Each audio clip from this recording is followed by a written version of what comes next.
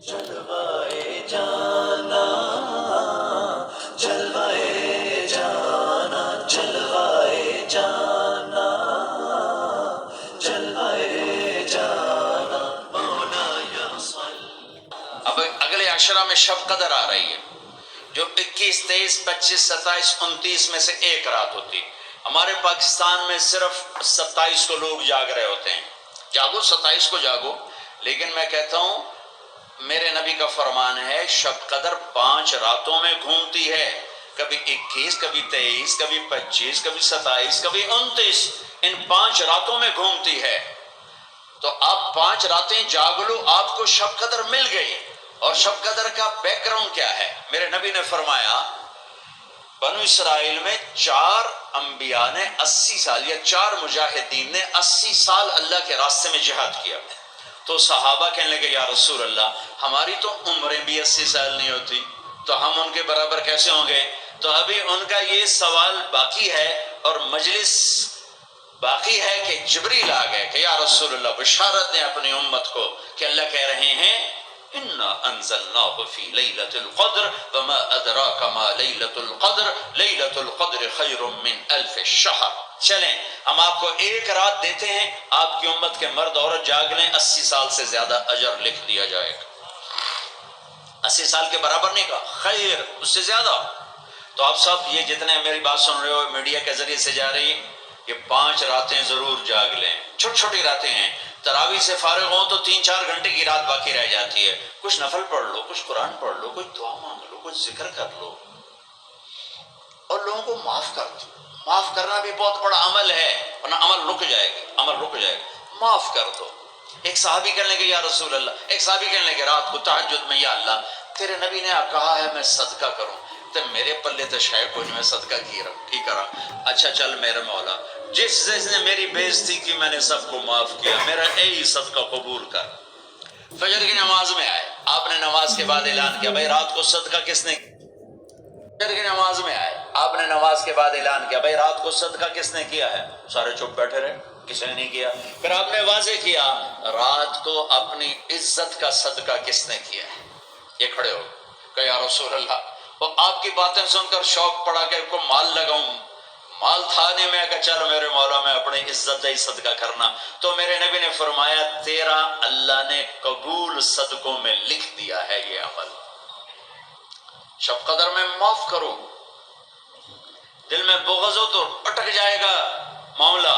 4 آدمیوں کی بخشش نہیں ہوتی، اللہ نہ کرے کوئی ہم میں سے کوئی ہو تو میں بتا دوں تاکہ وہ ابھی سے توبہ کر لے۔ مدمن خمرن، شب قدر میں جبریل اترتے ہیں، سب فرشتے اترتے ہیں، ساری دنیا میں پھیل جاتے ہیں۔ پھر جو لوگ دعائیں کر رہے ہیں نمازیں پڑھ رہے ہیں ان کے ساتھ آمین کہتے ہیں۔ پھر جب سحری کی صبح شادی کی اذانیں ہو جاتی ہیں تو سارے فرشتے اکٹھے ہوتے ہیں، جبریل سے پوچھتے ہیں کیا ہوا؟ تو جبریل کہتے ہیں اللہ نے سب کو معاف کر دیا، 4 آدمیوں کا کیس پینڈنگ۔ تاریخ ڈل گئی، تاریخ ڈل گئی کہ یہ جب تک یہ کام کر رہے ہیں معافی نہیں، چھوڑ دیں گے معاف۔ یہ کون ہے؟ کہ مدمن خمر، شراب پینے والا، اس کی معافی نہیں ہوتی شب قدر میں۔ تو کوئی اللہ نہ کرے کوئی ہے تو توبہ کرے۔ ہر خواہش جسے آپ دنیا میں تصور کرتے ہو اس کو اللہ نے حلال طریقے سے جنت میں تیار کر کے رکھا ہوا ہے۔ کہتا ہے یہ شراب چھوڑو، تمہارے منہ سے بدبو، بے ہوش ہو رہے، پیشاب نکل رہے، تم آؤ میرے پاس، وسقاہم ربہم شرابا طہورا، تیرا رب تمہیں خود اپنے ہاتھوں سے پلائے گا۔ دیکھو عاق لوالدیہ، ماں باپ کا نافرمان، بخشش شب قدر بھی نہیں بخشوا سکے، ماں باپ کا نافرمان۔ میرے نبی نے فرمایا جب لوگ جنت میں جائیں گے نا تو اویس کرنے بھی جا رہے ہوں گے۔ اویس کون ہے؟ اویس بن عامر من مراد من قرن من الیمن، یہ میں نے آپ کو ان کا پورا جغرافیہ، ان کی پوری آپ کی میں نے آپ کو ان کی بتا دی ہے بایوگرافی۔ اویس نام ہے، عامر کے بیٹے ہیں، مراد قبیلہ ہے، قرن اس کی شاخ ہے، اور یمن ان کی رہائش ہے۔ میں ان کی بستی گیا 3 سال پہلے جہاں وہ پیدا ہوئے، اویس کرنی جہاں پیدا ہوئے، میں وہاں گیا تھا۔ انہوں نے ماں کی حد درجہ خدمت کی، وہ آسمانوں تک پہنچی۔ یہ میرے نبی کی خدمت میں حاضر نہیں ہو سکے، آسمانوں سے جبریل پہنچے۔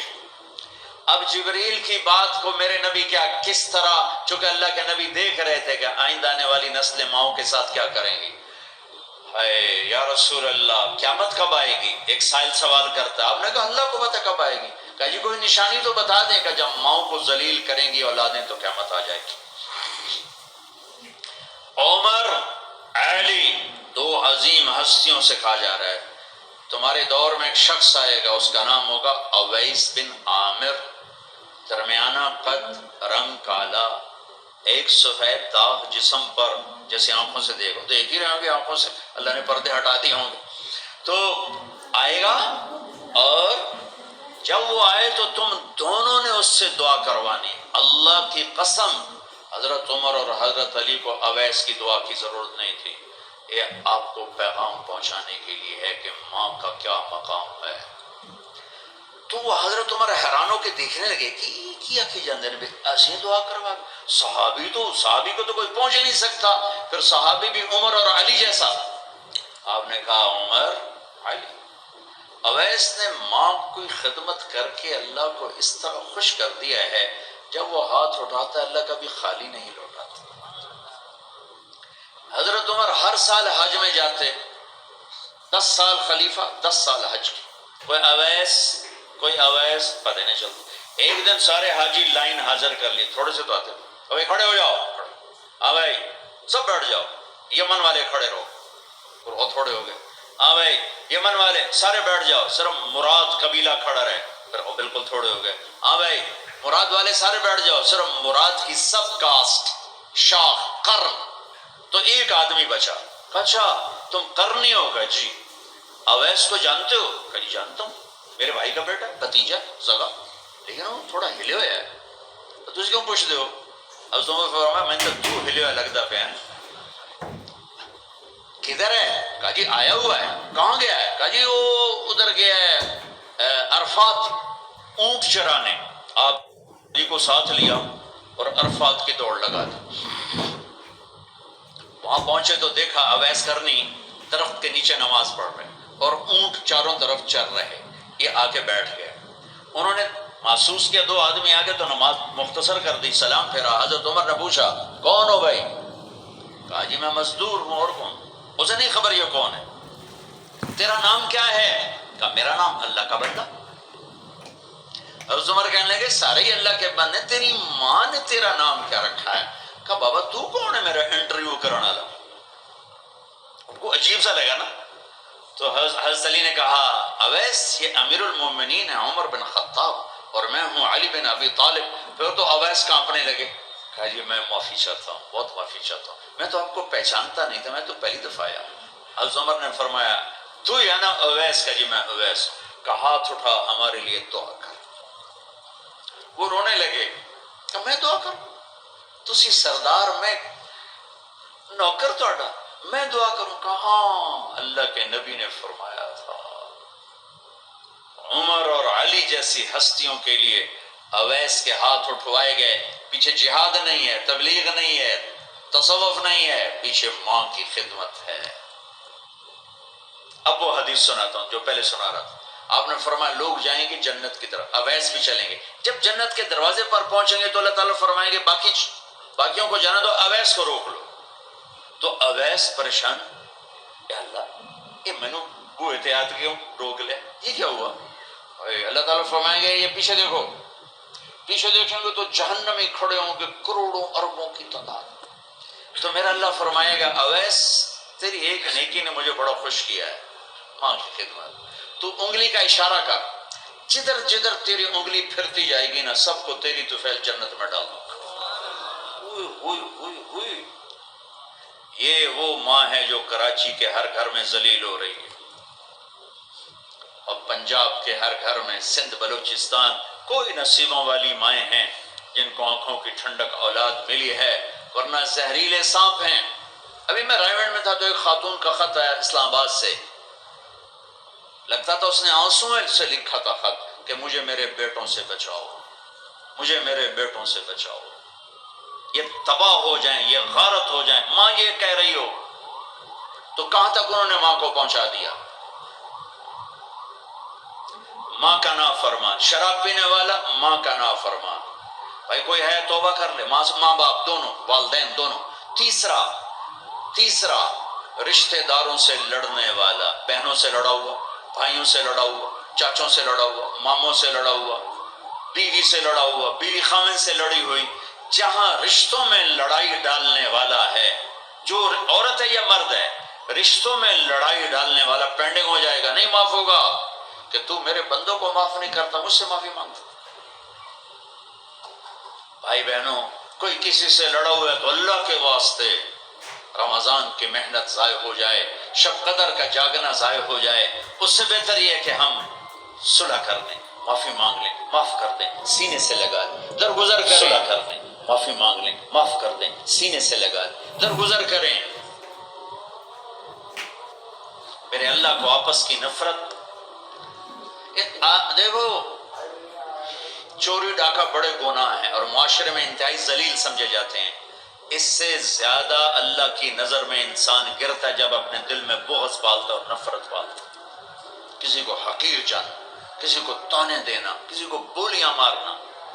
اس لیے میں گزارش کرتا ہوں آپس کے بغض ختم کرو، خاص طور پر خونی رشتوں کے بغض ختم کر کے گلے لگو، معاف۔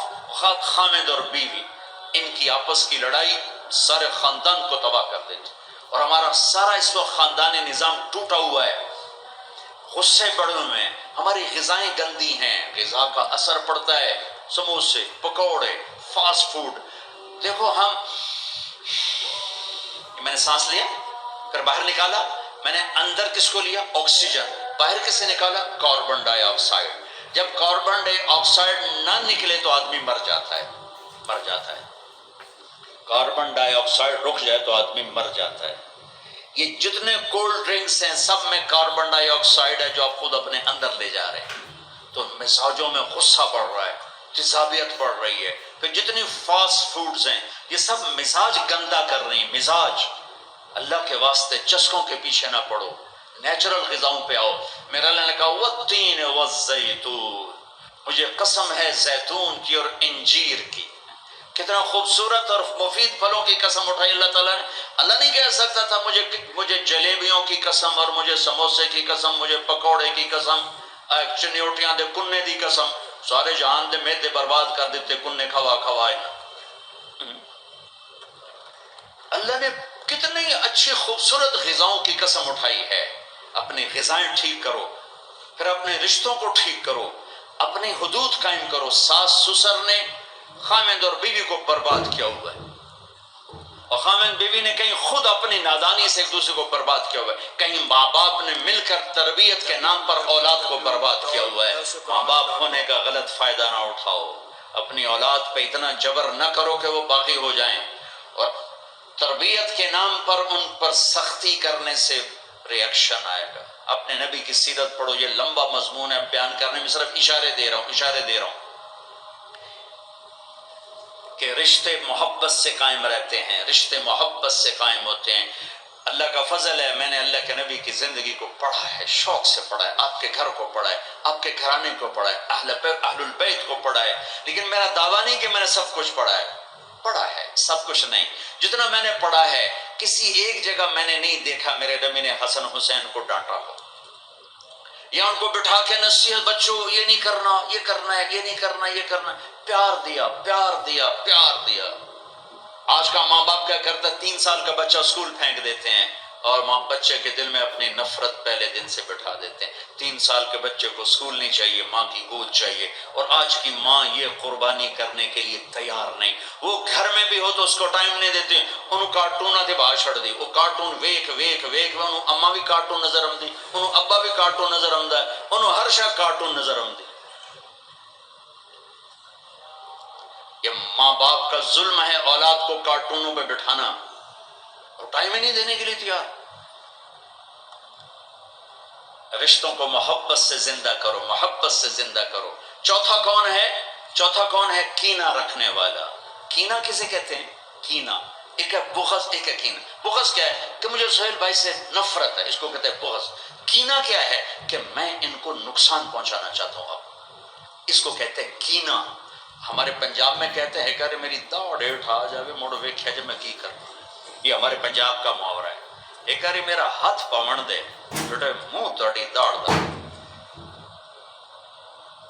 میرا نبی کہتا کینہ ہوگا تو شب قدر میں بھی بخشش نہ ہوگی.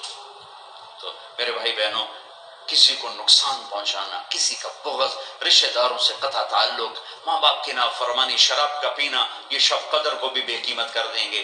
تو اب اگلا عشرہ شروع ہونے والا ہے. اللہ نہ کرے کسی بھائی بہن میں یہ مسئلہ ہو، اس سے توبہ کرو تاکہ ہمارا عشرہ وہ جہنم سے خلاصی کا بن جائے، اور عید کی رات ہمارے لیے بھی اعلان ہو جائے کہ جاؤ بخشائے کرو تو چلے جاؤ. سارے بھائی اس کی نیت کر لو. تھوڑی سی دعا کر لیتے ہیں ہم، چونکہ افطاری کا ٹائم قریب آ گیا ہے. درود شریف پڑھ لو. اللہم لک الحمد کما انت اہلہ وصلی علی محمد کما انت اہلہ وفعل بنا ما انت اہلہ انک اہل التقوی و اہل المغفرہ.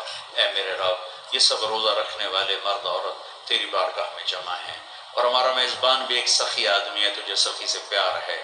یا اللہ تو ہم سب کے روزے کو قبول فرما، ہماری رات کی تراویح کو قبول فرما، اور یا اللہ ہمیں امت بنا دے. یا اللہ ہمیں امت بنا دے، ہمارے بغض مٹا دے، ہماری نفرتیں مٹا دے. یا اللہ ہماری دنیا بھی اچھی کر دے، ہماری آخرت بھی اچھی کر دے. یا اللہ جو ہمارے دوست احباب بیمار ہیں، جتنے بھی اہل ایمان بیمار ہیں، سب کو صحت عطا فرما. جو سودی قرضوں میں جکڑے گئے انہیں اس سے نجات عطا فرما. جو سود میں پھنس گئے انہیں اس سے نجات عطا فرما. جن کے بچے بچیاں جوان ہیں، ان کے رشتے نہیں مل رہے، ان کو نیک رشتے مقدر فرما. ہمیں اپنی محبت دے، اپنے حبیب کی محبت دے. مخلوق کی وہ محبت جو تجھ سے جدا کر دے، مخلوق کی وہ محبت جو تیرے نبی سے جدا کر دے. ہم اس سے پناہ مانگتے ہیں، ہم اس سے پناہ مانگتے ہیں، ہم اس سے پناہ مانگتے ہیں. اے میرے مالک، اپنی محبت دے دے، اپنے حبیب کی محبت. میرے مالک، یہ دل تیری محبت کو جانتا نہیں ہے. یا اللہ، یا اللہ، اور چیزوں کی محبت میں پھنسے ہوئے ہیں، اور تیری محبت کو جانتے نہیں ہیں، تیرے حبیب کی محبت کو جانتے نہیں ہیں. تجھے تیری رحمتوں کا واسطہ پڑھنے سے پہلے اس دل کو اپنی محبت سے آباد کر دے، اپنے حبیب کی محبت سے آباد کر. ہم یہ خالی دل لے کے نہیں مرنا چاہتے، یہ خالی دل لے کے نہیں مرنا چاہتے، یہ گندا دل لے کے نہیں مرنا چاہتے. اس وقت تو نے عرش کے فرشتوں کو بھی کہا کہ روزے والوں کی دعا پہ آمین کرو.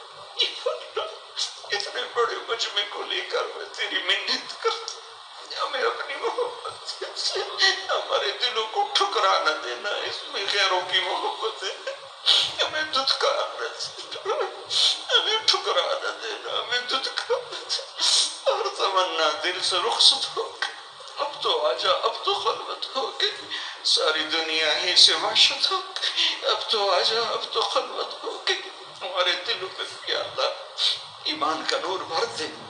اپنی محبت، اپنے حبیب کی محبت سے انہیں آباد کر دے. یہ گندے دلوں کے ساتھ نہیں مرنا چاہتے، نہیں. تیری بڑی مہربانی، زندگی بھر اسی کی طلب میں شام ہونے کو دل تیری محبت سے روشنا. مہربانی کر دے، مہربانی کر دے. تو نہیں اپنی محبت کو تقسیم کیا، تو نہیں اپنے بندے بندیوں میں سے دلوں کو چنا. آج ہم تیری آنسوؤں کے ساتھ محنت کرتے ہیں، ہمارے دلوں کو پسند کر لے. آج انہیں اپنی محبت کا عرش بنا دے، اپنے حبیب کی محبت کا مسکن بنا دے. یا رب، یا رب، یا رب، یا رب. صلی اللہ تعالی